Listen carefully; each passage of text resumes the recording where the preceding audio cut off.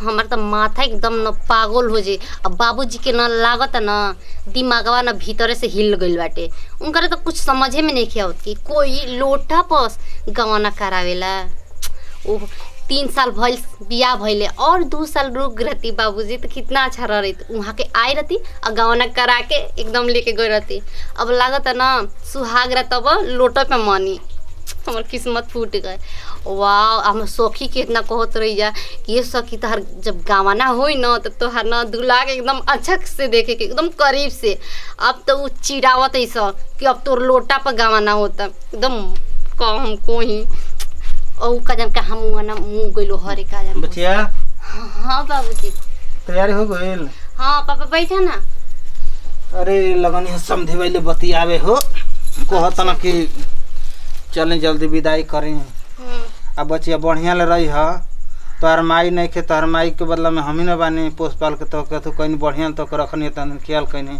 हाँ पापा हम ठीक से रहा वो ससुराल में। आ पाहुन के चिंता मत करी है। पाहुन 2-4 महीना में आई जी हम बाहर गोल हुए कमाए तो बाहर मान लो गोइल बना कहते बना समझो कि बाहर बाटे लेके बात तो 2-4 महीना में आइए जी। हाँ ठीक बा पापा। ठीक ना? अरे हम का कहीं ये पापा माई रही न तो तनी कुछ कहूँ में ठीक लगी। अब तो बाबू जी बानी न अब का कहीं आपसे आउ मुआना के न वो अरे बहरे में उलट बाटे कुछ समझ में नहीं क्या। चलन देख के हमार लोटा पर गान कोई लोटा पर गाना सुहाग रात लागत वही पर मनी का बच्चे कुछ कहत ली रे? ना बाबूजी खिसियाल न खुना हमरा बचिया ना बाबा खिसियाल नहीं एकदम ठीक बानी खुश बानी एकदम। कुछ बात हो तो हमारे के फोन करी है। हाँ फोन करब। हाँ ठीक बा। ए समधी जी आगु न समझे जी। समधी जी कहाँ बानी जा महाराज? आगु न दूर पर रह रहती तो आगु न घर है। ए महाराज के ये कबे का उतौले हम से हमारा के चली विदाई करी सर दे। आ होई का ले कहनी हां। ए महाराज लो हमर लइका न हो लइका? हां रतिया को नहीं पन गना भइल महाराज रहू दम पियल रहनी है का महाराज? हम कौन है कि हेती को कहते न लइका हेती को लइका होना सा। अरे महाराज लइका काई हमर जिगर के टुकड़ा यही पन बियाह भइल गौनवा। ए महाराज कहीं का पियल हिंका रतिया को। अच्छा हाँ ठीक ठीक तो ओकर लेके काई नहीं हां उजना रह देला दूर पर रात भर एकर लेके सुता रहनी कितना बढ़िया से सुतल कारण यार लइका कहां सोचहु के लइका हका के लेके सुतर रहनी। हम अपन लइके समझ के न लियल बनी। हाँ लेके भीतर घुसा लेला लइका।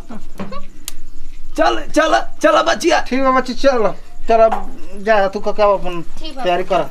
अब कतना हम कहत रही रहुआ से ना कि लइका आज तबे गवना करो ना मनानी तो का करब लेके नहीं है पर। अरे समझी भाई हमरो कुछ मजबूरी रहा हम एक के चलते गाँव कहनी तू कहनी। हाँ का मजबूरी रहा?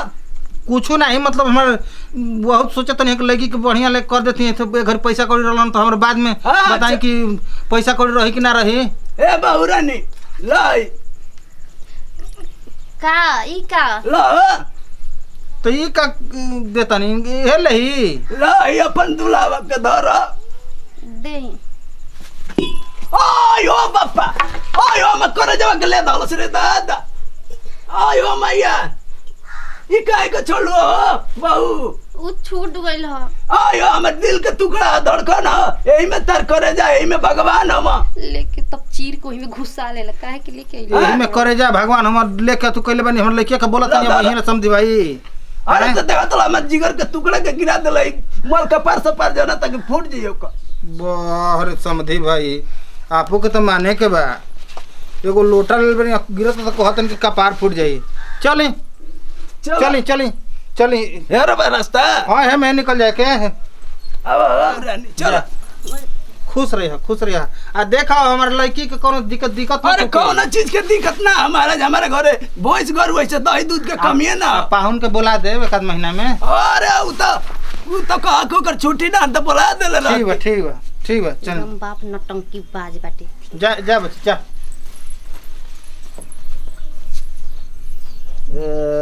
हमार तो घर बच गए मरले लेके हमके परेशान करके धगल लिया।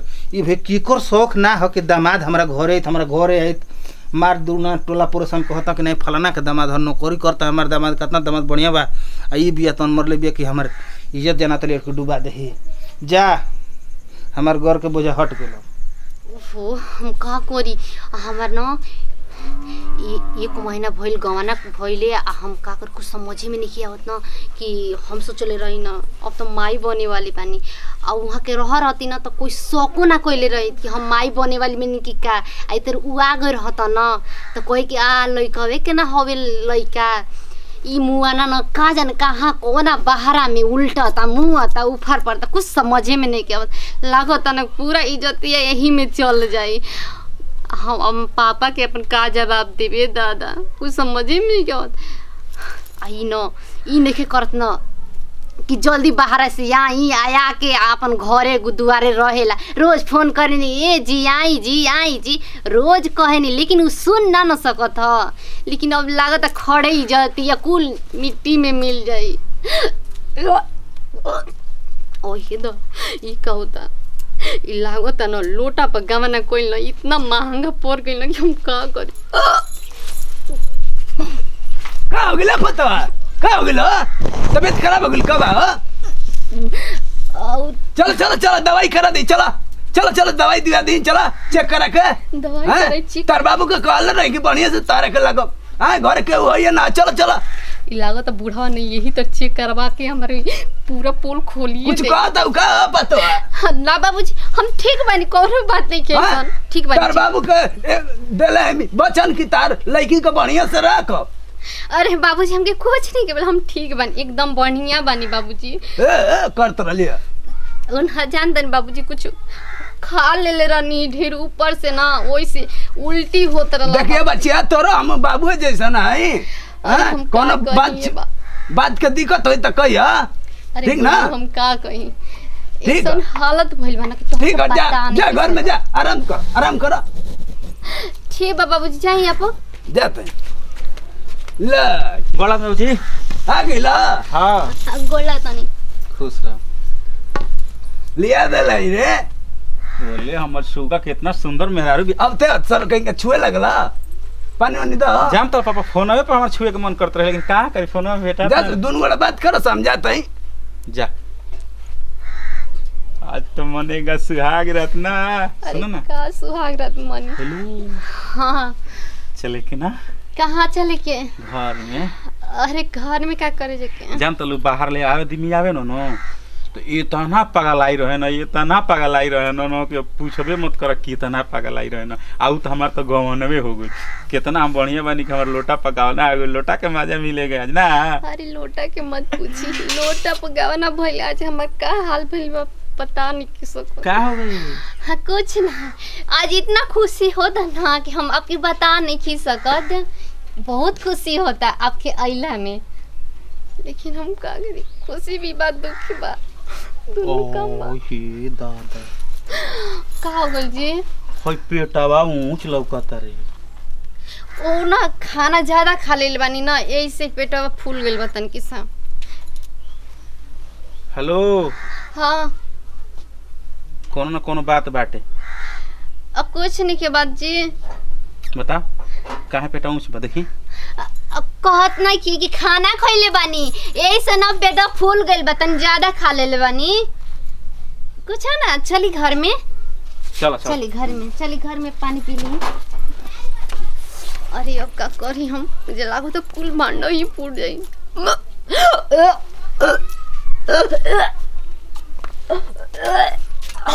ओ ई करे बतैया ई करे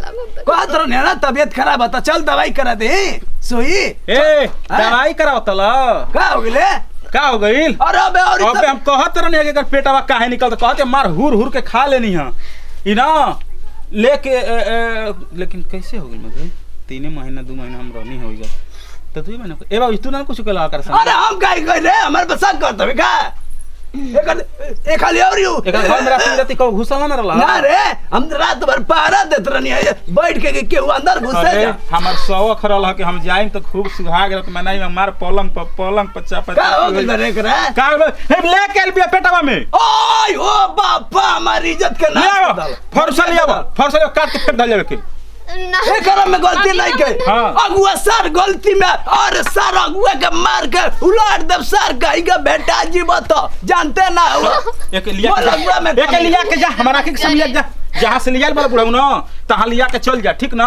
हट चले हां लिया के जा ना हम ना रखो सर अगुआ तार अगुआ में आग लागो तार मल जर जा उलाट जाए सर कहीं का हमारा भाट जी हमार लड़का का भाट डाला हम तारा पर कितना विश्वास करनी बाकी आजा ना का करतिया हलक वाला चिल पे देखा गोड़ा धरतिया अरे अरे चुड़ा लिया चल चल चल तोर बाबू के घर बाबूजी चल ले जा। तेरी गलती हो गई माफ कर दे गलती हो गई सही से बताओ क्या के लेवली बता चुप बता तबे नहीं कर बाबू जना तब विदाई कर देना लोटे पर भी हम कहत रही कि अभिनत कर गाना हमरो शौक होता जब हम कहले रही कि हम 2 महीने के बाद आइम तो गाना होई तो काहे लोग हौ सारा अगुआ कहत कि गाना कल न त उनकर पैसा कौड़ी और आ जाई तो हम ओकरा विश्वास करके कह दनी ए रुका ना कर मत कर का क्यों लोड वाली ना गाय लोड भी है ना फुल डोज में भी है ना आय ओ मैया मैं बने वाला वाली ना तो चल तोर बाप तर ले चल के देखावत ने कहत नहीं ऐसा मत कर गलती ना का है तब मल गंवा जानी कि नहीं फलाना के लड़की ए जे लोड होके गए रहली है बच्चा लेके पेट में गोर रहली ससुरा आय माफ ओ कर देना हमरा बापा गलती होई तिरिया चली त तू का लोग हम फंस जाइम भतार आज हन गावना होई त भागल आ लइको होई त कत हारे लइका लेकिन जा जय सर जा अगुआ एगो उपाय बताओ तनी घर कियत घर ही रख ल घर कियत घर ही सब जनता लोटा पर गावना भइल बा ना हां मतलब कैसे हुई हो लोटा पर सर गावना भइल बतले एकर पेट में बच्चा कूदे लगी रे तो जाए दो लइका हो तो कोई के ना बताओ जो लइका वाला घर में रही कोई जानी के हुआ तक ले छुपाले बस चाहिए तो का करी छुपी जाए दो ना छोड़ दो बेचारी के रह दो घरे हम तो जानते हैं सर कहीं का अगुआ को इधर काट दे रहती अगर जाना रहती पहले ही था सर कहीं का चल का करी चल रख लाल जा घर के चल जा जा तो हाँ तो मन कर तो मार के चश्मा फोड़ दे यहाँ चश्मा का परबे रे हमार कौन घर समझी ले पूछे के ना चाहिए समझी ले माल पात पूछ ला ने कहतो ना कोनो दिक्कत नमस्कार नहीं प्रणाम हमरा मतलब चौधरी कोनो बात दिल पे मतलब जो कॉमेडी वीडियो ला देखनी है जाना ऐसे हो ताटे आदमी लोटा पगावना पहले करावत रह तो कोनो बात दिल पे मतलब जो कॉमेडी वीडियो रहला नमस्कार प्रणाम भैया हलचल बाबा नमस्कार प्रणाम भैया हम अंजलि सिंह अगर हमके वीडियो अच्छा लगी तो दिल से लाइक कर जा सब्सक्राइब कर जा शेयर कर जा और कमेंट बॉक्स में जरूर बताइए कि हमके वीडियो कैसा लगा हाँ तो यही वीडियो से अगला वीडियो फिर मिलेगी तब तक ले जाए भारत जय भोजपुरी।